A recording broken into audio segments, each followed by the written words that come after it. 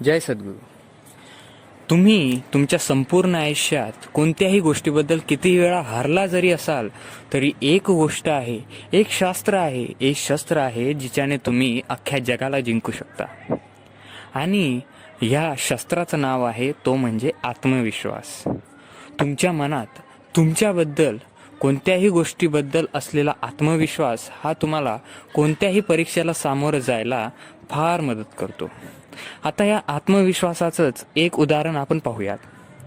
एक दुसऱ्या देशामध्ये स्विमिंगपटू होता.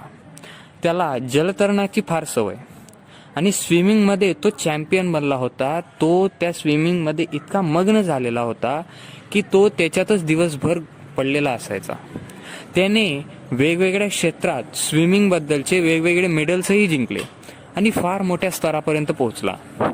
पण एक दिवस असा आला जेव्हा त्याला हातांची इजा झाली आणि त्याच्यासोबत घडलेल्या हाताच्या इजेमुळे त्याचे हात हे निष्काम झाले, म्हणजे त्याचे हात त्याला वापरताच नाही आले.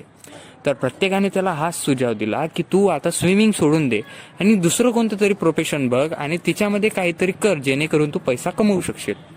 पण त्या माणसामध्ये जिद्द होती आणि आत्मविश्वासही होता की काहीही झालं तरी मी माझं पॅशन म्हणजे स्विमिंग सोडणार नाही. त्या माणसाने तसंच केलं आणि पहिल्यांदा त्याने स्विमिंगची प्रॅक्टिस केली. पहिल्यांदा तो अडखळला, नंतर दुसऱ्यांदा केली, दुसऱ्यांदाही अडखळला आणि तो त्याची प्रॅक्टिस करत राहिला. त्याच्या मनात हा आत्मविश्वास होता की तो स्विमिंग करूच शकेल.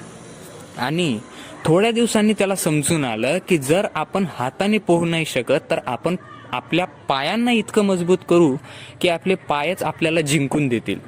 त्याने तसंच केलं. त्याने स्वतःच्या पायांना मजबूत केलं आणि पायाने स्विमिंग करण्याची प्रयत्न तो पुढे करत गेला आणि त्या गोष्टीमध्ये इतका नापुण्य झाला की कुठल्याही हाताद्वारे स्विमिंग करणाऱ्या माणसाच्या दुप्पट स्पीडने तो पायाने स्विमिंग करू लागला. आणि हे सर्व तो करू शकला कारण त्याच्याजवळ होता आत्मविश्वास. आता याचीच एक दुसरी गोष्टही आपण घेऊ. आपल्या भारतीय सैन्यातील एका सैनिकाने फार मोठे मोठे युद्ध लढले, पण त्याच युद्धामध्ये त्याचा एक पाय हा निष्काम झाला. एका बॉम्बस्फोटात त्याचा एक पाय उडून गेला.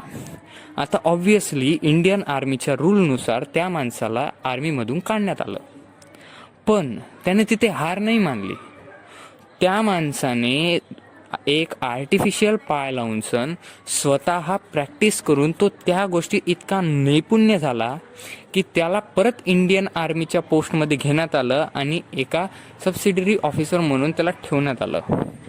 आणि ही गोष्ट आपण लक्षात ठेवायला हवी की या दोन्ही केसमध्ये ते लोक इतक्या पुढे जाऊ शकले याला एक मात्र गोष्ट कारणीभूत होती, ती म्हणजे आत्मविश्वास. आणि तोच आत्मविश्वास आपण हारायला नको. जर आपण आत्मविश्वास हारलो नाही म्हणजे अजूनही आपण ती रेस हे जिंकू शकतो. म्हणून आत्मविश्वासाचा तो मंत्र आहे ज्याच्यामुळे आपण संपूर्ण जगाला आपल्या पायथ्याशी कोलमडू शकतो. म्हणून आत्मविश्वास हा असावाच. मित्र हो, भेटूयात पुढच्या व्हिडिओमध्ये अशाच एका नवीन आशय व आक्षेपासोबत. तोपर्यंत जय जय रघुवीर समर्थ.